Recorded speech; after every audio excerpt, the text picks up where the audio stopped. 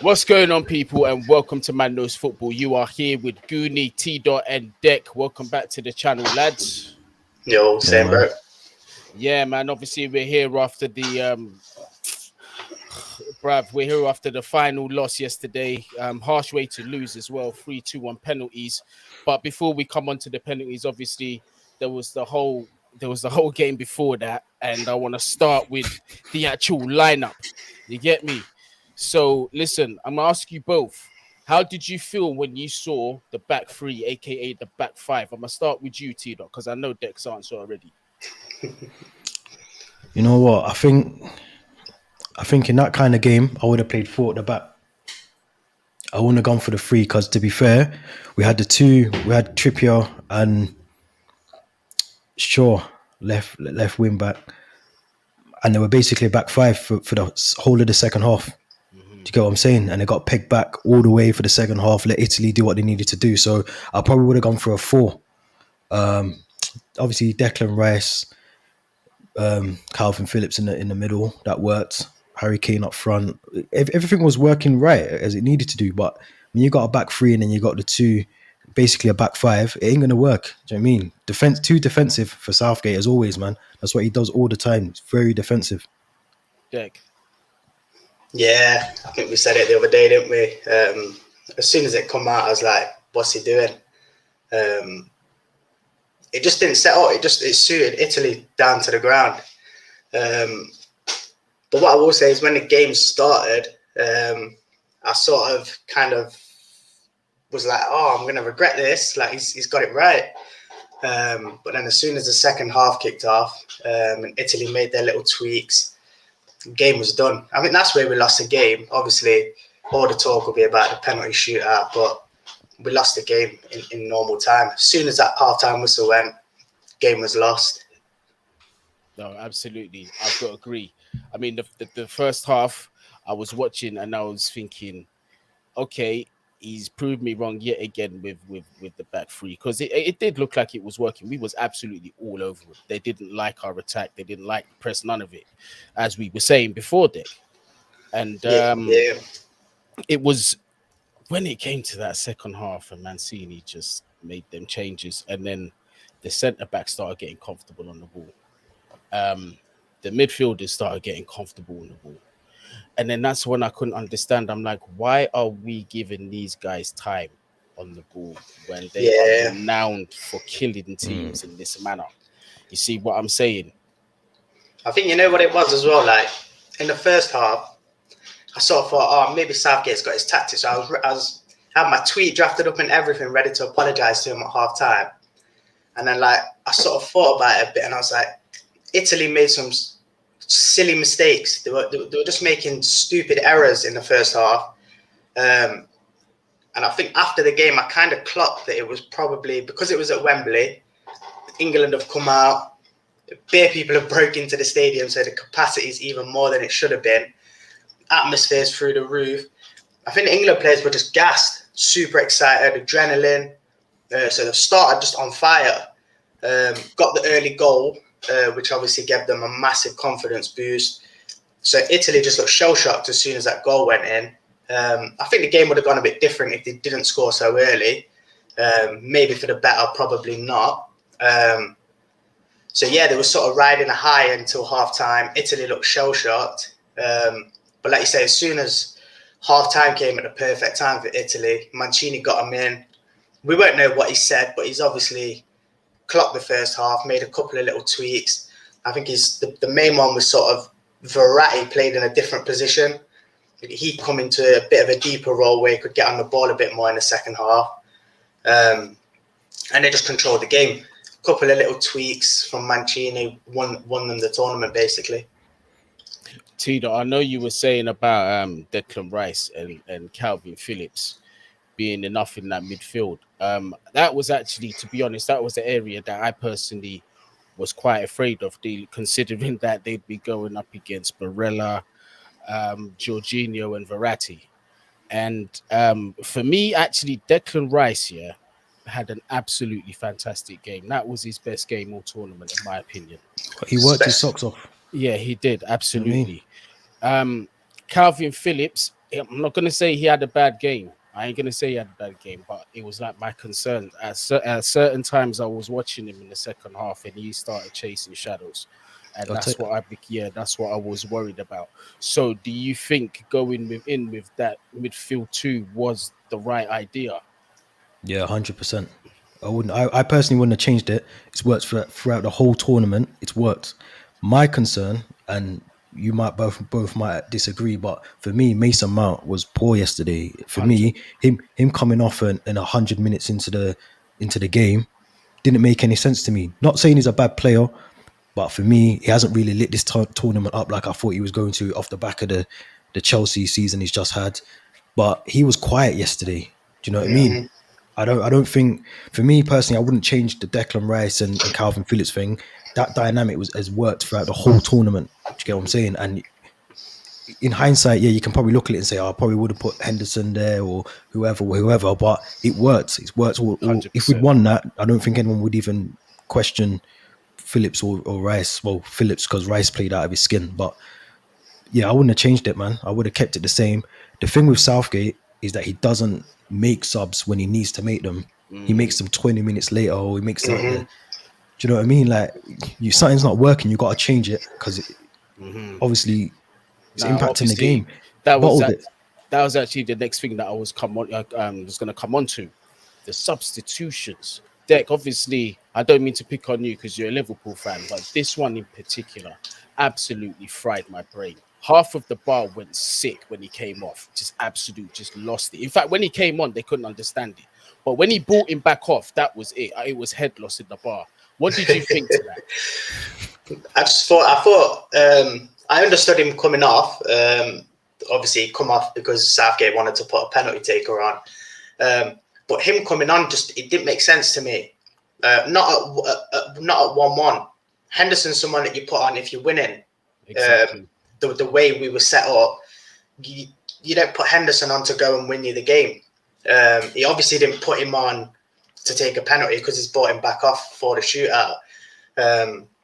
So yeah, that one it didn't make sense to me at all. But to circle back to what you said when you was on about Rice and Phillips, I wouldn't have started Henderson just because of lack of minutes at the end of the season and all of that. And those two, like you say, like T Dot said, they've been great the whole tournament. I think it was the Mount one that he got wrong. Not that I wouldn't have started him, but to me, Mount's not a front three player. So setting up at the back with the back five means you go two in the middle, and Mount now becomes a wide man in the front three. That's not his. That's not his bread and butter. He doesn't play there for Chelsea. He's a 10, which is why I said to you I would have gone up 4 at the back. Mount comes into the middle and he screens that whole area where Jorginho and Verratti just completely dominated the game. Because I think what happened is the whole front three did a good job in the first half. One of them was always sort of making it a midfield three. Even Kane made it a midfield three quite a lot of the times. Yeah. But when you're coming back from your natural position, rather than starting in that middle, it just makes it a lot harder. So we had a lot of energy in the first half, but we didn't have any control in the middle. We controlled the ball well at times, but in the middle, we didn't have any control. We had a lot of energy from Rice and Phillips, and then the bodies coming back. But without that three always permanently there in the middle, we just couldn't control the game. Like Spain did, which we said in the last podcast, we needed to try and load the midfield up, control the midfield. But I said I didn't think we'd have the personnel to do what Spain did, and it proved yesterday, unfortunately. No, absolutely. And there was a little bit of concern that the team wouldn't be able to keep up that intensity, certainly into that second half, which is what I wanted to ask T Dot about. I was going to come on to Mason Mount, actually. Do you think in this case of Mason's performance is the fact that he doesn't quite understand his role when he's forced out wide in the attacking three? Possibly, yeah. But I think who would you have played there instead? I mean, you've got natural wingers that can play there. You could have played Sancho there. instead. Would you have started him? Well, this is the thing. It's like hindsight's a bitch. I wouldn't have started Mount if I've decided that I'm going 5 at the back, 2 in the middle, 3 up top. Mount's got to drop out. Who would you put in? Me personally, if I'm going with what he did yesterday, I'm playing Saka, because if you're only playing 2 in the middle, and again, it's hard to know. Like, I can never, you can't really work out really what Southgate kind of instructs the players, because it changes from game to game. Yeah. So it's hard to know the role that the players that you're watching them play, whether that's what Southgate's even asked them to do. But looking at Kane's role yesterday, he come deep a lot. And in the first half, because we had a lot of energy, he had the wing backs. He played a lot of balls. Trippier was ahead of him quite a lot. He played a lot. He come deep and played it out wide to Trippier and Shaw a lot. But in the second half, when the energy dipped and we sat back a bit more, we had no runners in behind. And I think, especially against Denmark, we killed them because Saka was going in behind. Kane comes deep. You don't play Sancho, because Sancho wants the ball in them deep areas as well. Yeah. Grealish is going to stick out wide on the left and try and get the ball to feet. So if Kane's doing that, you've got to play Saka or maybe Rashford, because they're the two that are going to give you that pace and stretch them in behind. Yeah, I'd say Saka over. I would have said Saka. Yeah. I was surprised him not being in the team, but it made sense why Trippier was there as well. I get that. But for me, Saka should be playing in that game. Do you get what I'm saying? He should be playing. Simple. But Mason Mount hasn't had a good tournament, whether that's because of the fact that he doesn't understand his role or he's burnt out from the season. I don't know. But at the same time as well, when you're throwing an England top, you're playing for your country. Just do you know what I mean? You got to put a shift in regardless. And I don't think he's done that the whole tournament, if I'm honest. I don't think he's done that. No. I don't think, like I think we said in the last one, didn't we? He hasn't lit the tournament up. I don't think he's been like poor. He was poor yesterday, but before that, he was just kind of there doing a role, wasn't he? It was just kind of on the pitch. Like, you wouldn't pick him out as like awful, but it wasn't the Mount for Chelsea. You know what I mean? There wasn't that energy, beating players, little bit of creativity. Shadow of himself completely. Yeah, but it was almost It's like you said though. He's not like he plays the 10 role at Chelsea. Yeah. All of that stuff. So I think that has a massive factor. If someone's telling you to exactly, it's stick out of the way. because he's sort of a creator at Chelsea. He's one of the ones that Chelsea look to get on the ball, make stuff happen. Kante, he's got the energy behind him. He can do that as well, but he's sort of trusted to be a creator at Chelsea. And I think that's sort of a disadvantage with Grealish, Sancho, and all those kind of players. That's not his role for England. So I think you sort of take a bit of Mount's quality away from him for the England team. So yeah, I just don't think they quite found a proper role to get the best out of Mount. Definitely not in that front three at all. All right, so let's come on to the goal, because I was actually quite disappointed in the nature of how we conceded that. To say that was a shambles is a bit of an understatement, bruv. So, T Dot, start me off with your thoughts on this one, man.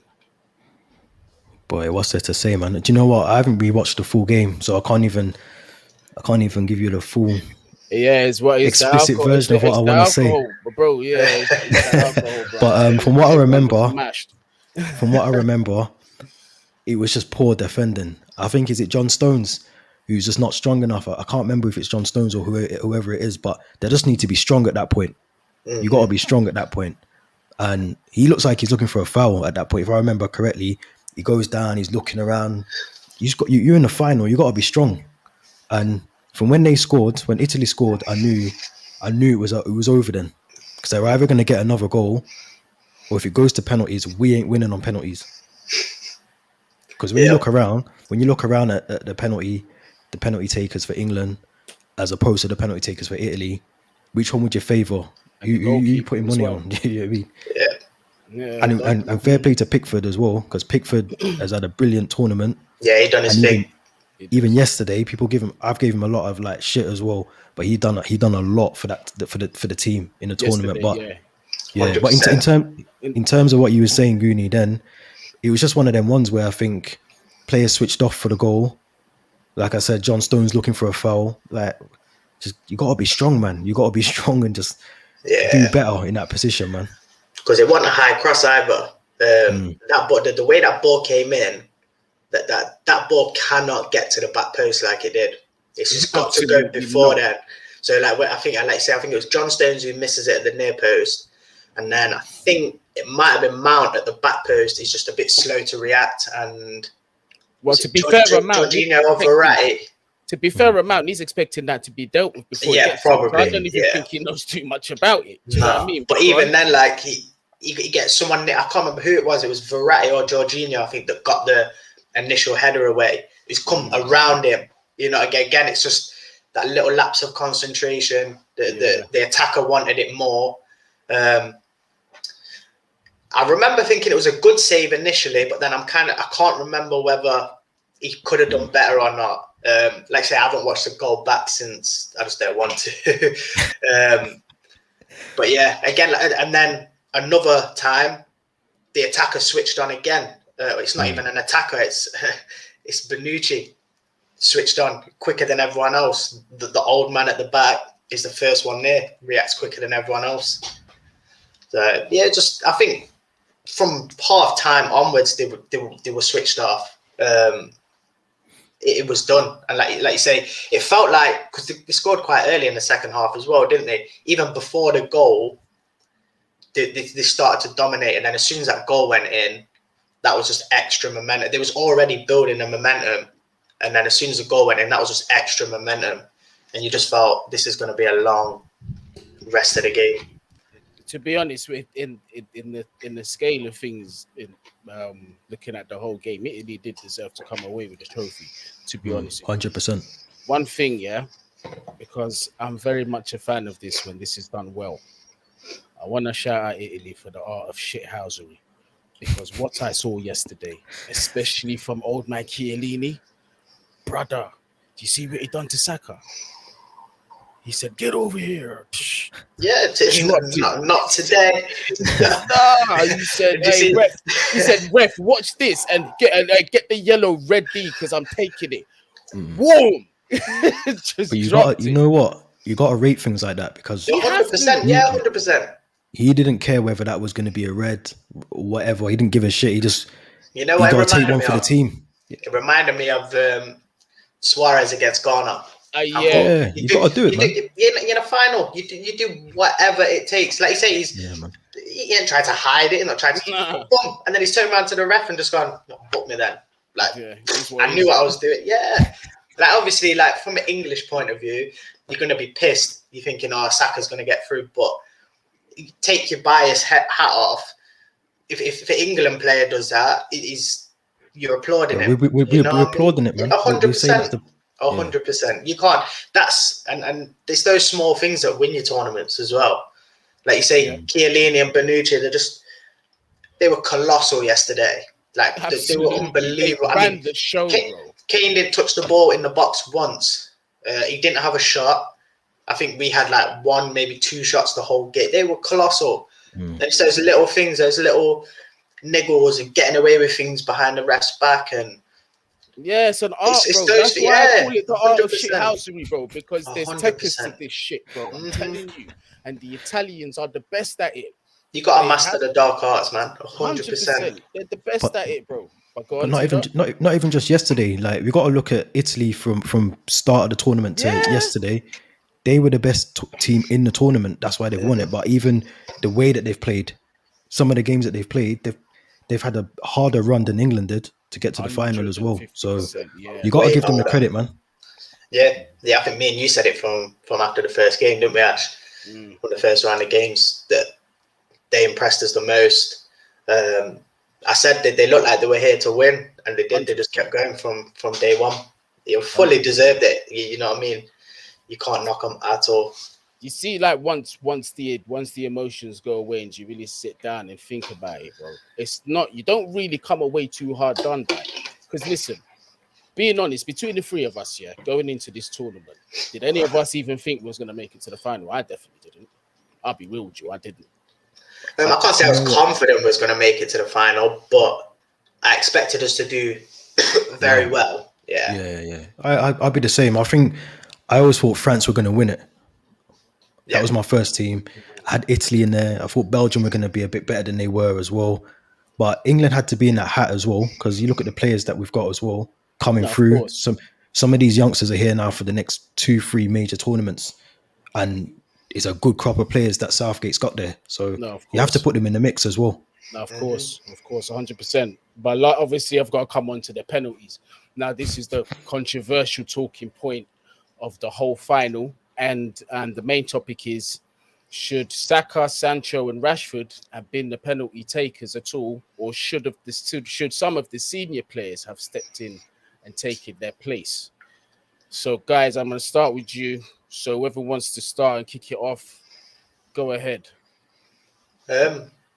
I would say there was a few decisions made that weren't right, starting before the penalties, and that was when I heard that Sancho and Rashford were coming on to take penalties. I wasn't thinking, oh shit, like, because from memory, like, obviously I'm not too clued up on whether Sancho takes penalties or not, but from memory, I always remember Rashford being a pretty decent penalty taker whenever he stepped up for United. So I kind of thought, yeah, that's calm. Sancho is clearly confident if he's bringing him on, and I've got pure faith in his ability, so I didn't feel bad about that. It was too early. He brought him on too late. Like, not saying, oh, you need to warm up in order to be able to physically kick a football, but 15, 20 minutes just to warm yourself up to the occasion. Like, coming on in a cup final now. Yeah, like, just sort of get a touch of the ball, get comfortable, the atmosphere, and everything like that. But they've come on, the whistle's gone, and then you sort of, oh shit, I'm taking a penalty now. Like, it didn't make any sense to me. So I think that was the first mistake. And then obviously Grealish, I was mainly disappointed with Grealish and Sterling. Sterling mainly because he's been our player of the tournament, one of the senior members of the squad, and he's nowhere to be seen. And then Grealish as well, another senior attacker. It's always the attackers, I think, that you want to see step up. And then if the senior midfielders or defenders step up as well, kudos. But then it turns out, I think Grealish obviously come out and did his little tweet saying that he said that he wanted to take a penalty. So then you've kind of got to look at what Southgate was thinking. Because if he stepped up and said, yeah, it just seems naive to, not necessarily to make Saka take a penalty, but to put him fifth. That just didn't make any sense to me. I agree with that, man. I think for me, a lot of it came down to the fact that there was no confidence in Rashford's penalty.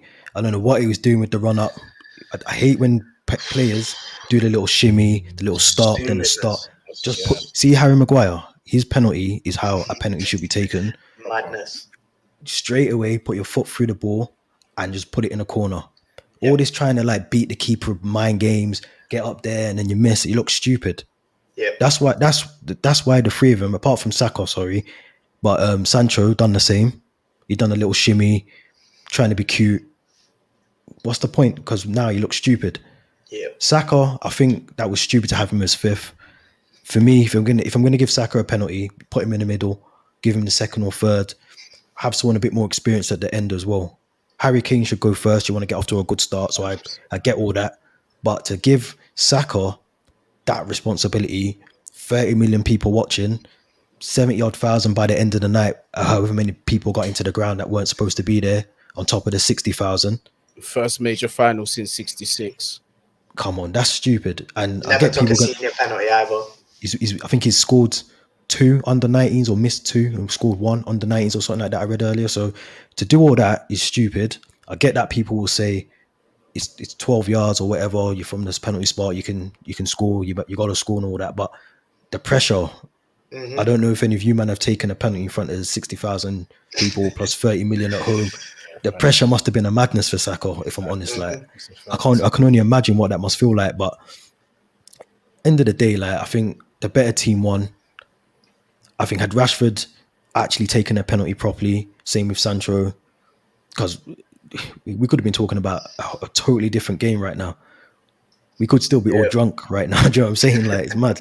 So yeah, I think Yeah. if they take their penalties properly, and it doesn't look like they practice penalties properly either. Like, there was no, like, it wasn't organized. Like, when I'm looking and seeing Southgate panicking, like looking around at who's taking them, that should already be sorted in my eyes. Yeah. That you should already know what number you're going to be on if you're taking penalties. But I think as well, like know who you're facing. Like, to me, like I said it to you, didn't I, Ash? And the last one, like, it was said if it goes to penalties, that I put the advantage with Italy because Donnarumma fills that fucking goal up. Yeah, He's a he's big a dude. monster, isn't it? So like, if I'm walking up personally and taking a penalty against him, I'm just saying to myself, right, I'm putting it here. I'm taking a normal run up and I'm trying to make clean contact. Because if I don't put it right in the corner and get good contact, if he guesses right, he's saving it. And that's the problem with those run-ups where you wait and you wait and you wait. Mm-hmm. You end up sort of stood still over the ball.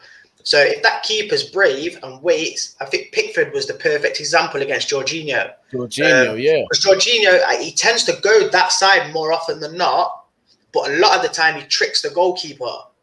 But Pickford was brave, waited and waited and waited and waited. And I think it got to the point where Jorginho's thought, shit, he's not gone yet. I'm going to put it into the comfortable corner for me. And Pickford's probably seen it, done his research. He's gone that way. And because Jorginho stood still, you can't get the purchase on the ball. So it's twice as easy for the keeper to save because he can get across in time. Yeah, but then you look at, whereas you look at Kane's, Donnarumma's twice the size, but Kane's took a normal run up, put venom behind it. Even though Donnarumma's gone the right way, he's not even got near it. Yeah, you're not stopping that. 12 yards out. You're 12 yards out. Good contact, right in the corner. You're scoring. So that's how I would always approach it. I mean, I always go top left personally. Especially with them big goalkeepers like Donnarumma. It's harder for them to get down to bottom corners. We've got experience in that with Courtois, innit? How many times has he been beaten by his near post because you can't get down quick enough, bruv?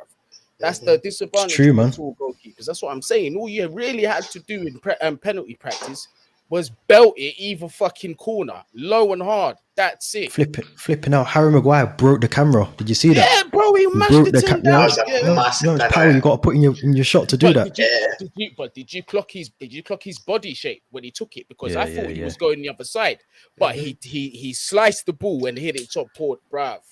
But that's what for a centre back to do it though. Fair play, bruv. But that's how you've got to. You know, if you're not a regular penalty taker, obviously it seems easy when you watch it, but to get that purchase and the accuracy like Kane did with the side of your foot, that's a lot more difficult than just putting your lace through it. So to me, if you're not a regular penalty taker, then just do what Maguire did. Yeah. You know what I mean? As long as you...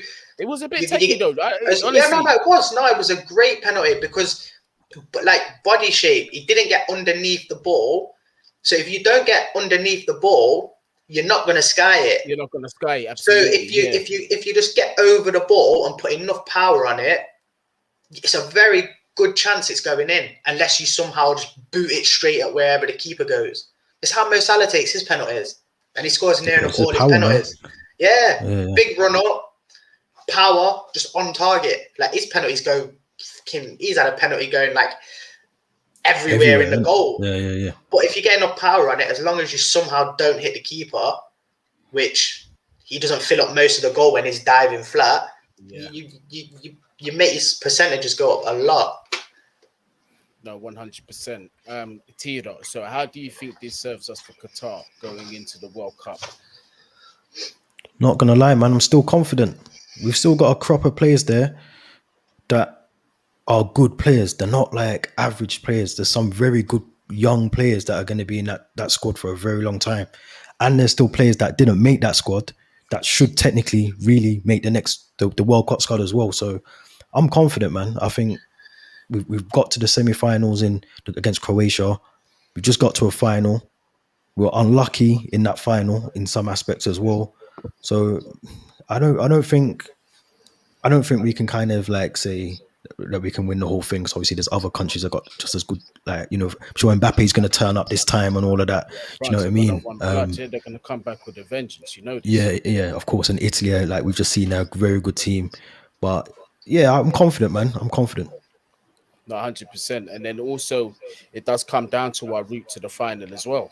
Because anything can happen there. If we get a favourable route and we're on the way to the final, who knows? Who the fuck knows? Yeah, I think my concern would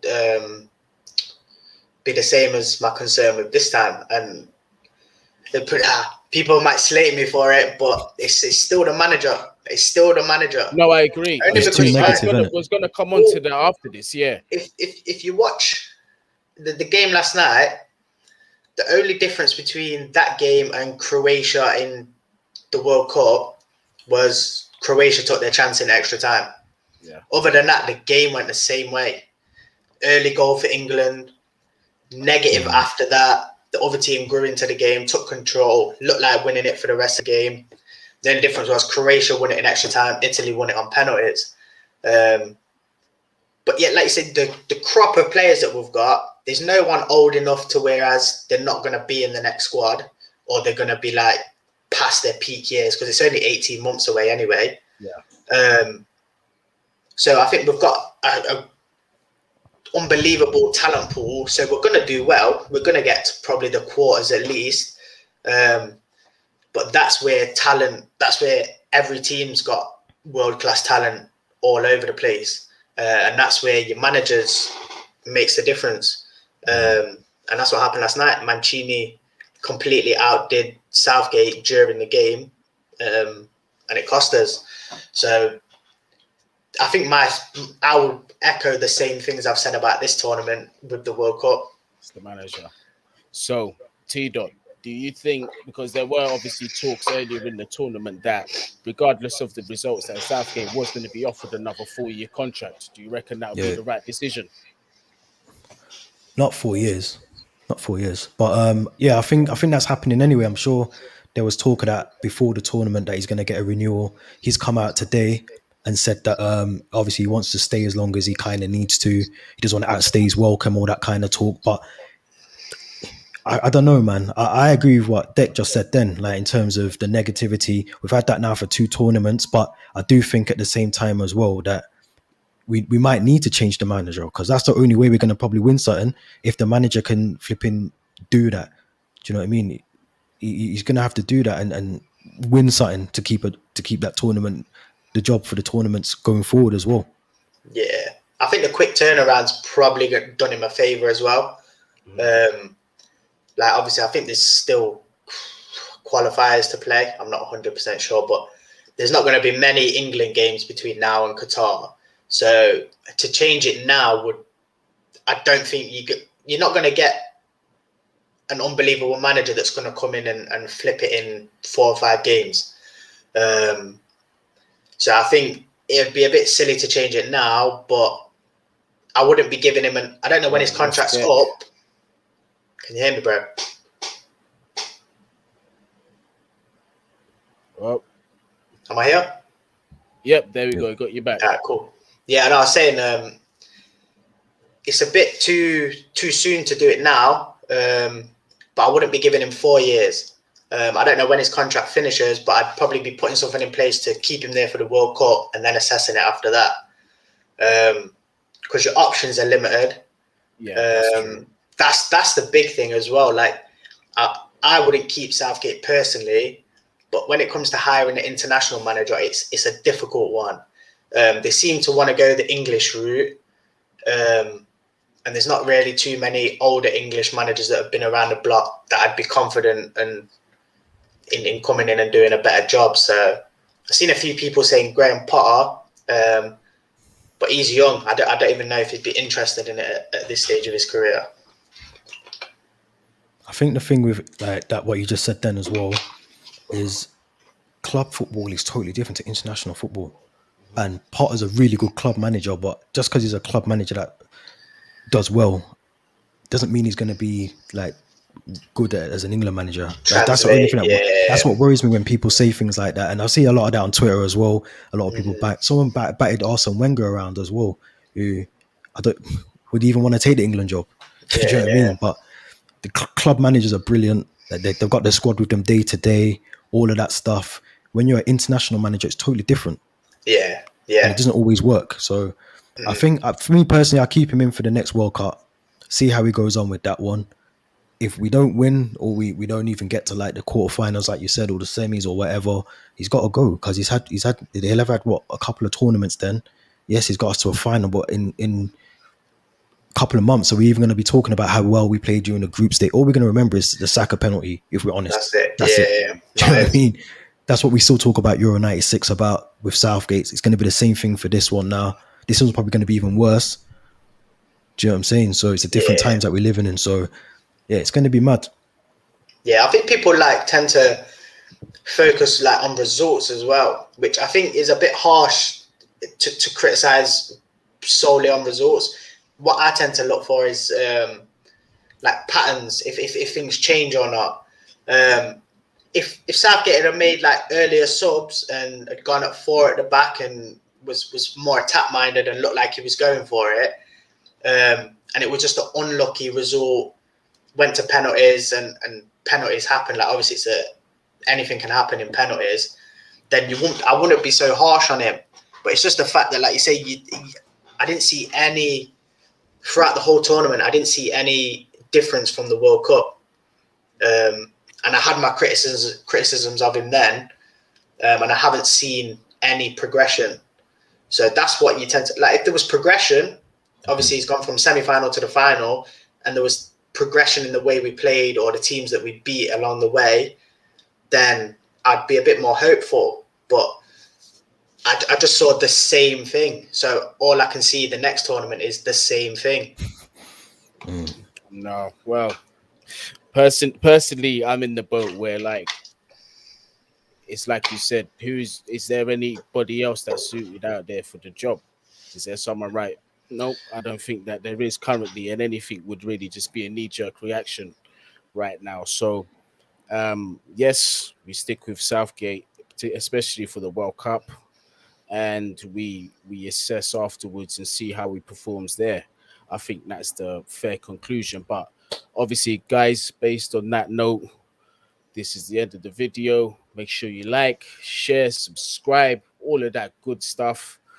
Oh man, I don't feel as jolly and happy as I do usually, but flip, we move on to the World Cup, man. Thanks for watching T Dot Deck. Thanks for joining me, man.